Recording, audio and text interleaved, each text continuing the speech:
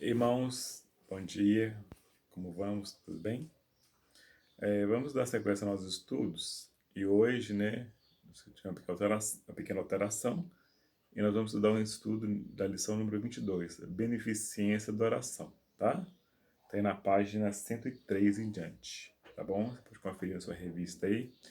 E são dois temas muito importantes, muito interessantes, esses dois temas que o autor traz, né? Porque são duas coisas que a igreja precisa pensar muito, né? Prestar auxílio aos que necessitam, às pessoas que precisam com auxílio, e adorar esse Deus maravilhoso que conhecemos, né? E uma coisa que nós vimos que a igreja ali primitiva, a igreja fundada ali em Jerusalém, era uma igreja que preocupava muito com a proclamação da palavra de Deus, anunciar o Jesus ressurreto, né?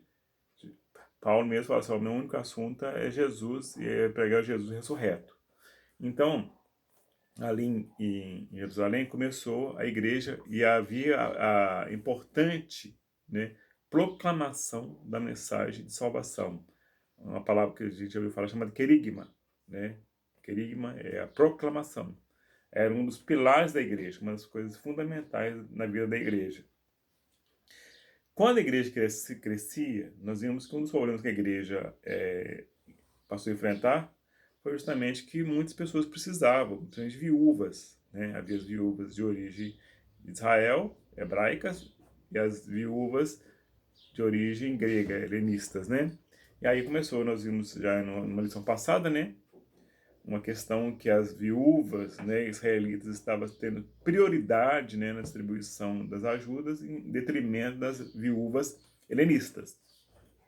Aí, então, os apóstolos se reuniram, consultaram a igreja. Em Atos capítulo 6 nós vimos esse fato, né? E eles chegaram como um acordo, né? Uma proposição. Olha, não é sensato que a gente pare de pregar e sirva mesmo. Vamos escolher 7 homens, né? Cheios do Espírito Santo, né? Que façam essa importante atividade, que façam beneficência.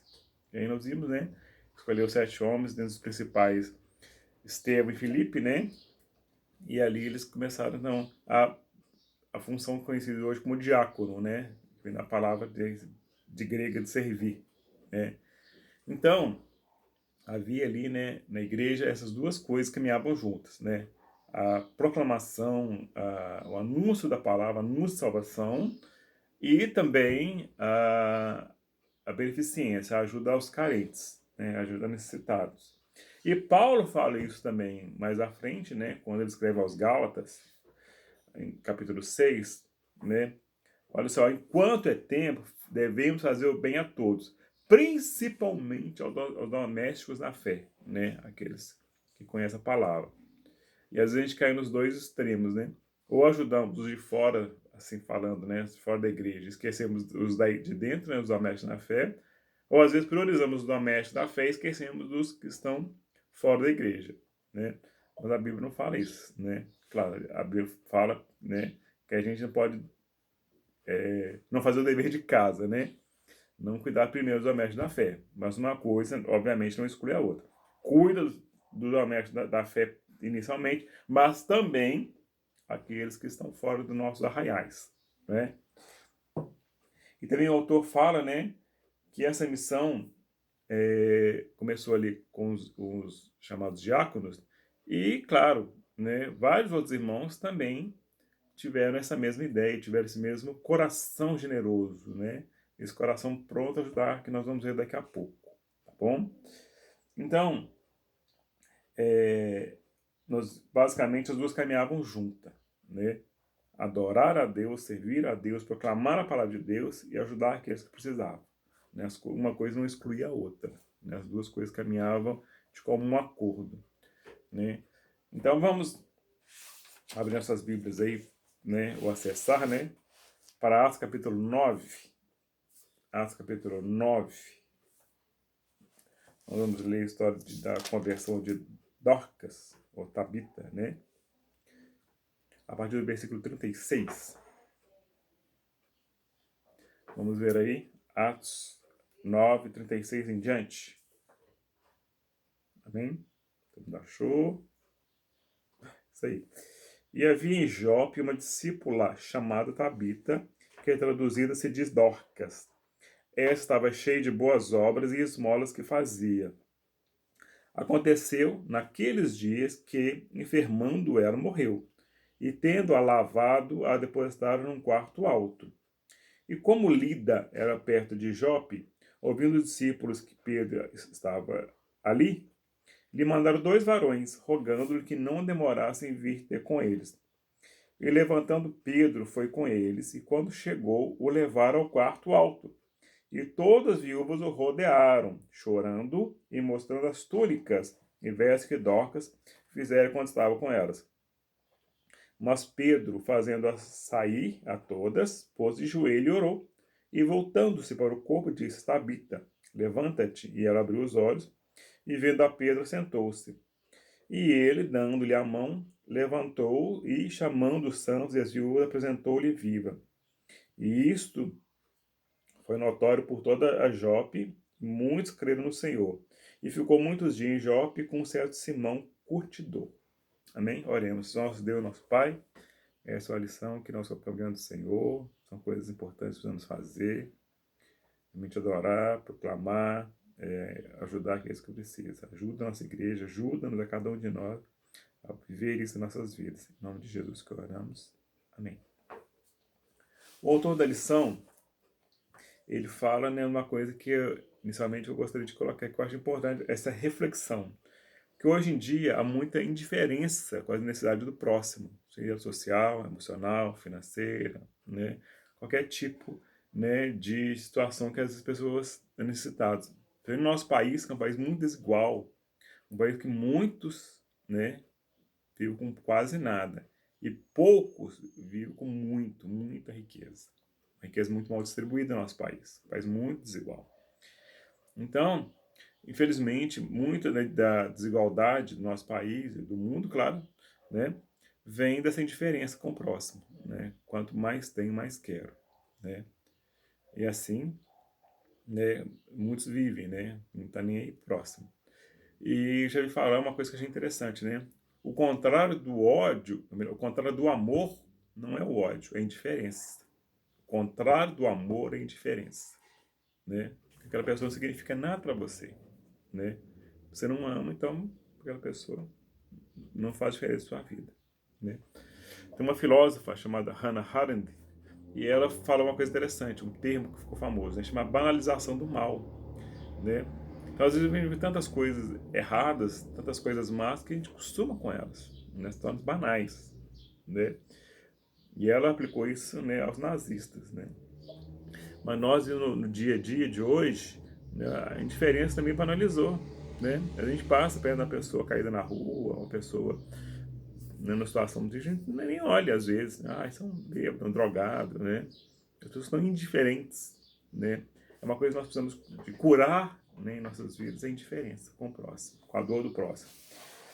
E o primeiro ponto que o autor coloca, né, na igreja de Jerusalém, a igreja ali primitiva, é uma igreja que acolhe, né, uma igreja que traz para si, né? Então a marca daquela igreja, né, era uma igreja solidária, uma igreja fraterna, uma igreja que acolhia, né?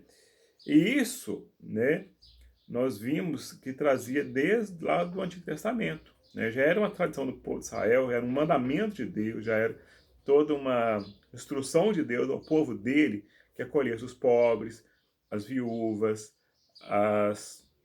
os órfãos, né? Os necessitados, os estrangeiros, né?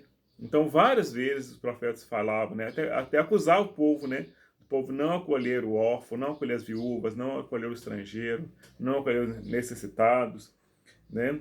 Eu tenho um texto de Levíticos 19, 33 e 34 que fala, né? Olha, você, quando tiver algum estrangeiro na sua terra, né, você acolhe ele, você cuida dele, porque você foi estrangeiro no Egito, né? Então, da mesma forma que você foi estrangeiro em terra alheia, acolhe o estrangeiro que vier a Israel, né? Então, uma consideração que ele põe aqui, né, que nós devemos, como igreja, né, ter uma igreja que envolve a comunidade, né, admoestando, ensinando, assistindo, ajudando, seja os domésticos da fé, seja os que estão fora da igreja, né? O cristianismo é coletivo. O cristianismo ele tem que mudar a comunidade, ele tem que fazer diferença na comunidade, né? Porque nós vimos muitas vezes falando, seja uma igreja relevante, né? Uma igreja que faça diferença na comunidade, né? Então, é importante que a igreja caminhe nessas questões. Uma igreja que a comunidade veja como uma igreja acolhedora. Felizmente, né, eu posso dizer com muita alegria que nossa igreja é vista assim. Quantas pessoas nos têm procurado ajuda antes e agora durante esse tempo de pandemia, e a igreja, felizmente, tem sempre estado solista, a igreja sempre está pronta a ajudar, né? Infelizmente, vemos várias vezes que as pessoas pediram alguma ajuda, a igreja se mobilizou e as pessoas até falam, não, eu pedi ajuda da igreja porque eu conheço que é uma igreja solidária, né? E continuamos nesse propósito. Então, nós lembrando do texto de Atos capítulo 4, 32 e 35, que nós estudamos até pouco tempo, nós vimos no estudo do PGM há pouco tempo também, que havia na multidão dos que creram, havia só um coração, de tal forma que eles não queriam ver ninguém necessitado, ninguém pobre, ninguém com dificuldades. Então, o que eles faziam? Vendiam as propriedades e doavam. Não era uma exigência, não era numa troca, não era uma imposição, era uma coisa de voluntário, do coração.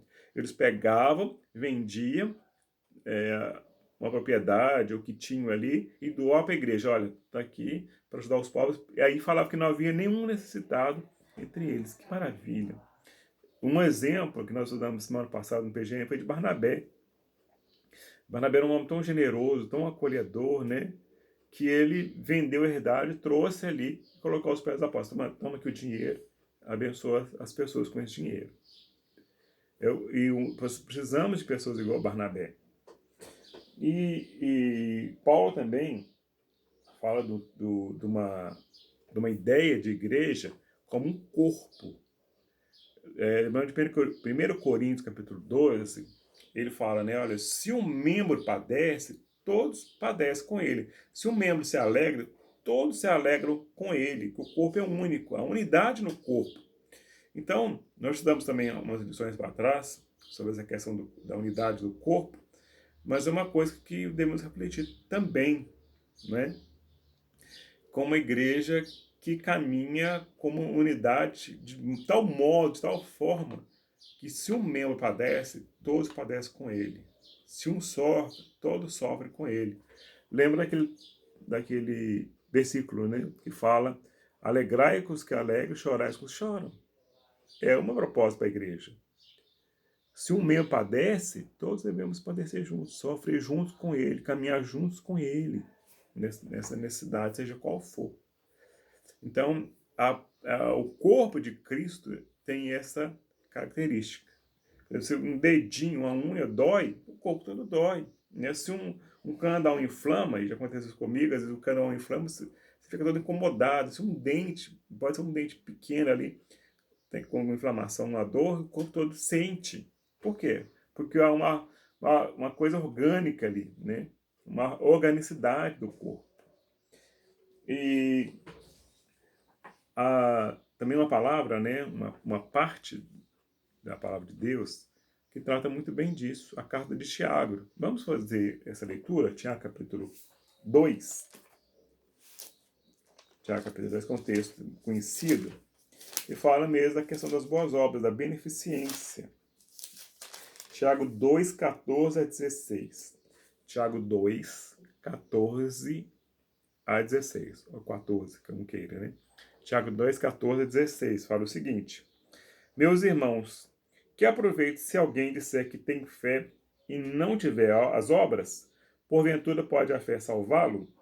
E se o irmão ou irmã estiverem nus e tiver falta de mantimento cotidiano, e algum de vós lhe disser, ide em paz, aquentai-vos e fartai-vos, não lhes der as coisas necessárias para o corpo, que proveito virá daí? Assim também a fé, se não tiver as obras, é morta em si mesmo. Então, Tiago, ele toca num ponto muito sensível, né? Inclusive, algumas pessoas, alguns comentaristas, que até questionam que havia uma contradição, segundo eles, né, entre Tiago e Paulo, né? Paulo fala da salvação pela fé, pela graça, e Tiago estaria defendendo a salvação pelas obras, né? Aí muita gente acha que há um conflito nesses dois pensamentos, mas claro, não há. Um complementa o outro. Paulo mostra um lado da salvação, né? A salvação pela fé, a salvação pela graça. Não adianta fazer obra querendo ser salvo que não será. Né? Paulo foca nesse aspecto. Ele joga luz nesse aspecto. Né? Por exemplo, Efésios capítulo 2 fala isso. Né? Mas ele fala também, olha, a salvação não é pelas obras, é pela fé.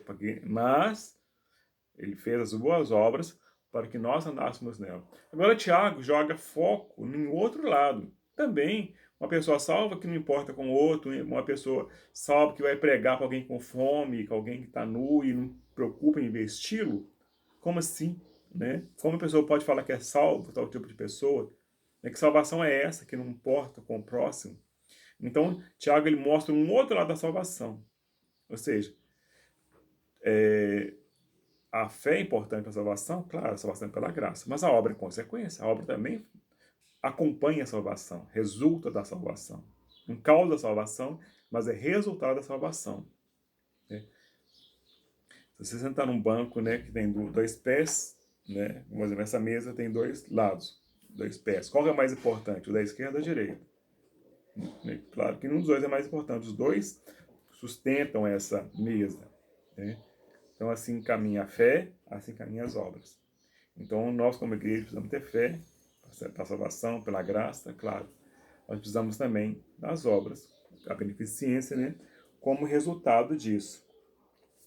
E o texto que nós lemos aí, que é o texto básico, de Atos capítulo 9, e ele conta a história muito interessante, né, de uma irmã ali, que chamava, o nome dela aramaico Tabita, que traduzido para o grego significa Dorcas, ou seja, seria gazela, né, o significado. E interessante que essa irmã era uma irmã muito caridosa, muito bondosa, e ela veio a falecer. E Pedro estava ali próximo, né, numa cidade chamada Lida. E, estando ali, né, alguns discípulos falaram, olha, vem cá, vamos, essa irmã morreu, veja o que pode ser feito. E Pedro foi lá, e as irmãs ali, as viúvas, as pessoas que estavam ali, começaram a mostrar as roupas que ela fazia, as coisas que ela fazia. Nós não sabemos se ela fazia isso, a Bíblia não fala, né? Não sabemos se era para ajudar as pessoas que ela fazia isso, ou se era a própria roupa que ela, no falecer, deixou, né, para as pessoas ali, né, como uma doação. Porque na época a roupa era muito cara. A pessoa tinha poucas peças de roupa, 2, 3, 4 peças de roupa. Então, às vezes, o falecido deixava de herança a roupa, né? Hoje, roupa você compra aí barato, né? Roupa hoje em dia é uma coisa muito comum. Na época, não. Na época, a roupa era cara. Então, uma túnica era uma coisa, né, muito valiosa. Mas aí, Pedro, né, mandou que o pessoal saísse, né? Lembrando como Jesus fez na cura da filha de Jairo, na ressurreição da filha de Jairo, né? Mandou todo mundo sair, orou, né? E ela abriu os olhos, né? E Pedro sentou e chamou todo mundo e apresentou ela viva. Claro, né? A gente não sabe o propósito de Deus, mas Deus teve um propósito nesse milagre, né? De ressuscitar ela para mostrar o poder dela e mostrar o poder dele na vida dela, né? E para mostrar também o quanto é importante a beneficência, o quanto o importante que ela continuasse esse auxílio aos pobres, às pessoas que necessitavam. Então Deus tinha um propósito nisso. Então esse é o primeiro ponto, né? A adoração a Deus, né? A adoração ao Senhor. A beneficência, né? Como marca da igreja, né? Como o propósito de Deus para a igreja dele. O segundo ponto é sobre adoração, né? O povo que adora. Vamos ver Atos capítulo 16. Atos 16 agora, né? Uma história também muito conhecida, essa de Atos 16.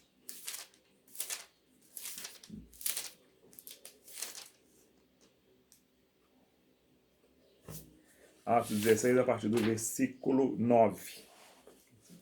Atos 16, 9. Atos 16, 9, que fala o seguinte: Paulo teve de noite uma visão em que se apresentava o varão da Macedônia e lhe rogava, dizendo: passa a Macedônia e ajuda-nos. E logo depois dessa visão, procuramos partir para a Macedônia, concluindo que o Senhor nos chamava para lhe anunciar o Evangelho. E, navegando de Troade, fomos correndo em caminho direito para Samotrácia, e no dia seguinte para Neápolis, e dali para Filipos, que é a primeira cidade desta parte da Macedônia, e é uma colônia. E estivemos alguns dias nessa cidade, e no dia de sábado saímos fora das portas para a beira do rio, onde julgávamos haver um lugar para oração. E assentando-nos, falamos às mulheres que ali ajuntaram. E uma certa mulher chamada Lídia, vendedora de púrpura da cidade de Tiatira, e que servia a Deus, nos ouviu, e o Senhor lhe abriu o coração para que estivesse atento ao que Paulo dizia. Depois que foi batizado, ela e sua casa nos rogou, dizendo: se haveis julgado que eu seja fiel ao Senhor, entrai em minha casa e ficai ali. E nos constrangeu a isso. E acontecendo que, indo nós à oração, nos saiu ao encontro uma jovem que tinha espírito de adivinhação, a qual, adivinhando, dava grande lucro aos seus senhores. E seguindo a Paulo e a nós, clamava, dizendo: estes homens que nos anunciam o caminho da salvação são servos de Deus Altíssimo. E isto fizeram por muitos dias, mas Paulo, perturbado, voltou-se e disse ao Espírito: em nome de Jesus Cristo, te mando que saias dela, e na mesma hora saiu. E vendo os senhores que a esperança de seu lucro estava perdida, prenderam Paulo e Silas e o levaram à praça, preso dos magistrados. E apresentando aos magistrados, disseram: estes homens, sendo judeus, perturbaram nossa cidade e expõem costumes que não nos é lícito praticar nem receber, visto que somos romanos. E a multidão levantou-se unida contra eles, os magistrados, rasgando as vestes, mandaram açoitá-lo com varas. E, havendo dado muitos açoites, o lançaram na prisão, mandando o carcereiro que os guardasse com segurança. O qual, tendo recebido tal ordem, os lançou no cárcere interior e lhe segurou os pés no tronco. E perto da meia-noite, Paulo e Silas oravam e cantavam hinos a Deus, e os outros presos escutavam. E de repente sobreveio um tão grande terremoto que os alicerces do cárcere se moveram, e logo abriram todas as portas e foram soltas as prisões de todos. Então, outra questão também, né? É um povo que adora o Senhor, né? Que busca o Senhor, né? Que presta culto ao Senhor, né? Então, nós vemos que uma das coisas importantes para nós é cultuarmos ao Senhor também. Lembra lá do segundo mandamento, né? O segundo mandamento que fala, né? Não farás para ti mais cultura, não encurvarás, não prestarás culto a elas, né? Êxodo 24, né? E 5. E Jesus também registra em Mateus 6, 24, né? Não podeis servir a dois senhores, né? Ou vai agradar um ou vai agradar o outro. Não tem como servir a Deus e as riquezas, né? E também, quando Estevão falava, né, das coisas que tinha acontecido na história de Israel, ele lembrou do bezerro de ouro. E quantas vezes, né, eles entregaram a adoração de vários deuses falsos ali enquanto estavam no deserto e quando se constituíram como nação, né? Então, o autor coloca uma distinção muito importante, né, que é entre adoração e louvor, né? Adoração, você adora a Deus pelo que Ele é, né, pelo seu caráter, né? Deus é amor, Deus é justiça, Deus é verdade. E o louvor pelo que Ele faz, pela sua atuação, né? É um Deus que abençoa, um Deus que cuida, um Deus que sara, né? A ação de Deus é o nós louvamos, né? Então, adorar, né, deve ser uma prática de vida, né? A gente associa muito a adoração com cantar e com culto, ir ao culto, né? É interessante que a palavra culto em inglês é service, né? Ou seja, serviço, né? Então, quando você fala cultuar a Deus, é um serviço. Qualquer serviço que você faz a Deus é culto, né? A gente, claro, faz isso por tradição, né? Há um momento de louvor e adoração no culto, né? Mas é um momento de cântico. Louvor e adoração é todo o culto, né? Louvor e adoração deve ser, né? Toda a nossa prática de vida. Está pregando, está adorando a Deus, está ajudando o próximo, está adorando a Deus. Você está ensinando, está adorando a Deus. Está ajudando, está adorando a Deus. Então, por exemplo, o Salmo 96 fala, né, dessa questão, né? Cantai ao Senhor um cântico novo, cantai ao Senhor todas as terras, né? Porque grande é o Senhor e muito digno de louvor, né? Mais temível do que os falsos deuses, né? Glória e majestade, né, estão diante dele, força e formosura no seu santuário, né? Tinha até a gente cantava isso antigamente, né? Então, é um convite de adoração, né? O Salmo 67 também convida todos os povos a adorar o Senhor, né? E um dos casos talvez mais impactantes da Bíblia de adoração é de Jó. Nós sabemos a história de Jó.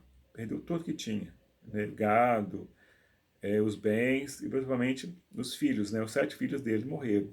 E Deus fala que ele, depois disso, né? Jó 1:20, ele prostrou e adorou, né? Imagina adorar no meio da dor, no meio de uma situação difícil.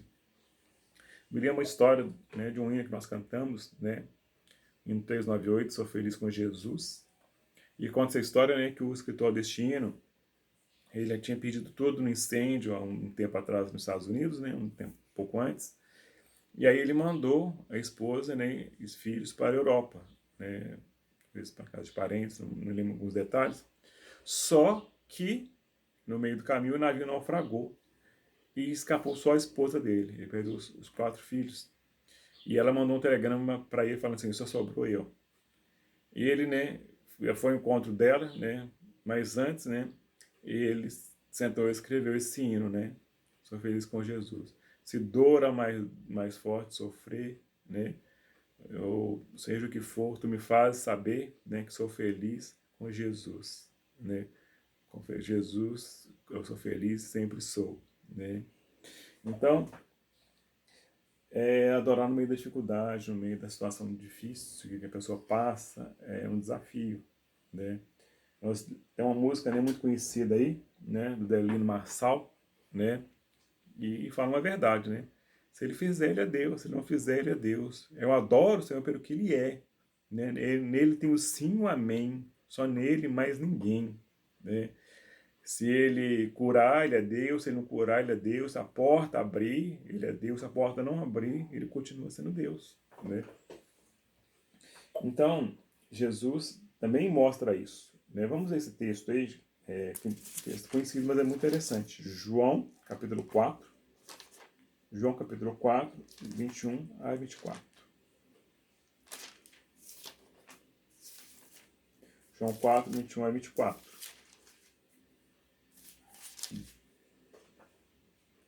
Que diz o seguinte, né? Quando começava com essa mulher samaritana, ela perguntou onde devia adorar, e Jesus falou, olha, mulher, crê-me que a hora vem que nem neste monte, nem em Jerusalém adorareis o Pai.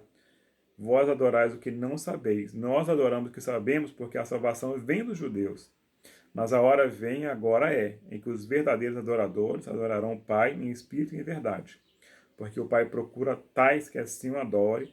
Deus é espírito, e importa que o adore em espírito e em verdade.